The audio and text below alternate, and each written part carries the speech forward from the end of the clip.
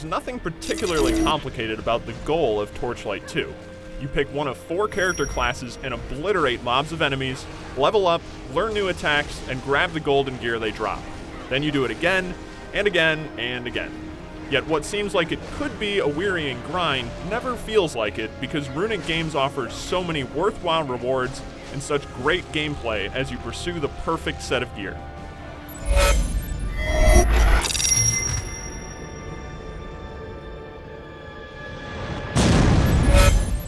There's very little story and few interesting characters in Torchlight 2, so if you play games mostly for story, you're not going to like what's offered here. That being said, Runic Games still creates a unique kind of atmosphere by blending colorful, storybook-like visuals with a haunting soundtrack.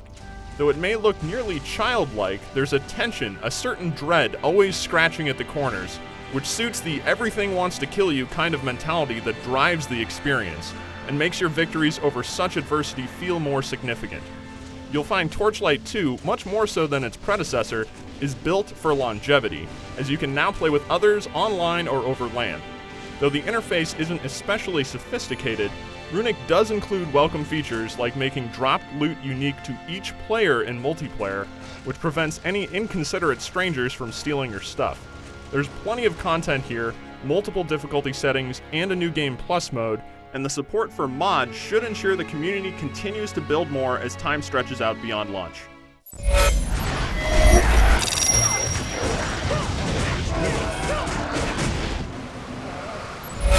Torchlight 2 is almost entirely about gameplay. It's about super fast-paced killing and looting, and better than most loot-fueled action RPGs, it keeps you hooked. The next big reward never feels far away, and the process of getting there is always fun. That's in part due to the excellent skill design of Torchlight 2's 4 classes.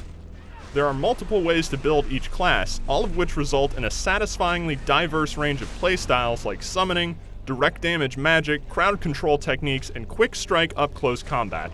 Runic's skill system allows a little room to experiment while eventually locking you into skill development decisions, the type of system that adds tension to every choice, because with every point you've invested, you're forced to pass something up, which prevents level-up decision-making from becoming boring. The world you carve a path through is never short of surprises.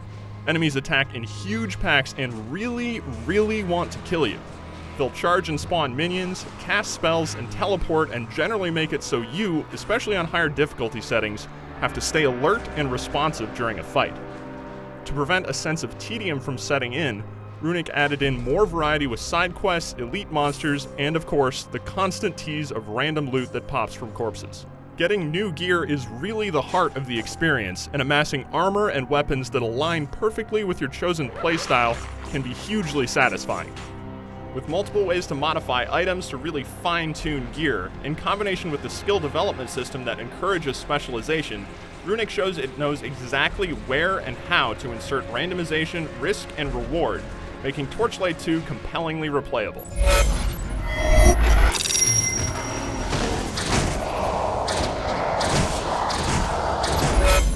Runic Games' Loot Fest doesn't do anything dramatically new, but does everything exceptionally well. It's a right-to-the-point, euphoric loot fest with excellent class and monster design that almost constantly showers you with useful rewards. Few action RPGs out there achieve such a sublime balance of threat and incentive, of making the path to greater and greater power so consistently satisfying. It's one of the best loot-driven action RPGs out there, and features plenty of content to keep you hacking and slashing for a long time. For more on Torchlight 2, head over to IGN.